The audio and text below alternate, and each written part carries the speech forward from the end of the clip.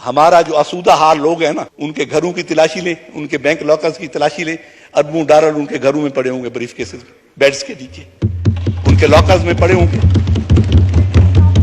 वो क्यों नहीं निकालते? बंद करें गाड़ियां इंपोर्ट करनी, ट्रांसपोर्ट लाएं, आप पब्लिक ट्रांसपोर्ट को स्ट्रांग करें। हम पब्लिक ट्रांसपोर्ट में सफर क्यों नहीं कर सकते? एक एक वजीर मुशीर, एक एक ब्यूरोक्रेट, एक एक जज के घर 10-10 गाड़ियां खड़ी हैं, उनका पेट्रोल भी गवर्नमेंट दे रही है। क्यों हम एक गाड़ी नहीं दे सकते? क्यों हमारे जो रूलिंग क्लास है, जो ब्यूरोक्रेसी है, वज़रा है, मुझे वो एक कनाल के घर में नहीं रह सकते, एक उनके घरों में रह रहे हैं सब। हमारी बदकिस्मती ये है कि यहां ज़राअत की पॉलिसी बिजनेसमैन बनाता है या इंडस्ट्रियलिस्ट बनाता है, और गरीब की पॉलिसी हम अमीर लोग बनाते हैं। ना जिसने कभी गुर्बत देखी है वो गरीब की पॉलिसी क्या बनाएगा?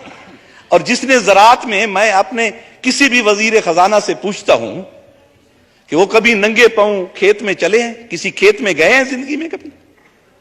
जिस तरह जहन को जंजीर से डर लगता है, पीरो मुर्शिद हमें हर पीर से डर लगता है, और मकतबा फिक्र की बोहतात जहां होती है, तर्जमा ठीक है तफसीर से डर लगता है।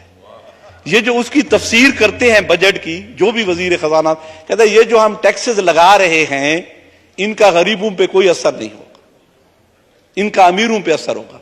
लेकिन हमेशा यह देखा है कि एंड ऑफ द डे सफर वही गरीब करता है और उसी पे ही असर होता है। अब वजीर खजाना इसहाक डार साहब जब तशरीफ लाए, हम बड़े खुश हुए कि शायद इनके पास हमारे दर्दों का कोई इलाज हो, कोई मदावा हो।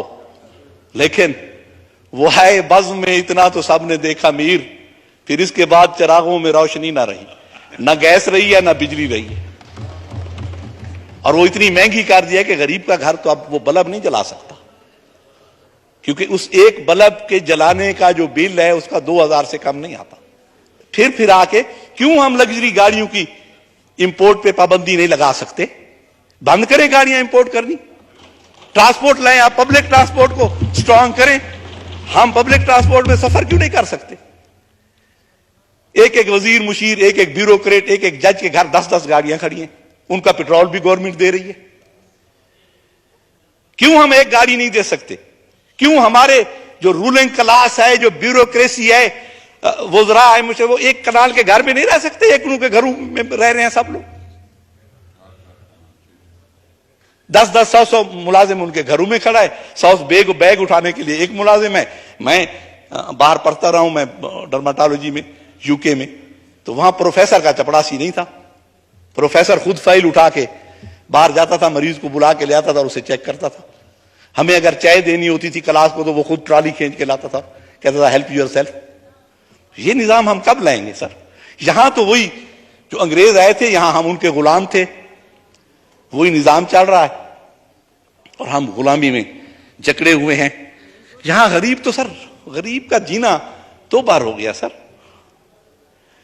तू तो खिले खिलन जोगा, मैं रोवां तो रो ना सकदा। तू तो खिले खिलन जोगा, मैं रोवां तो रो ना सकदा।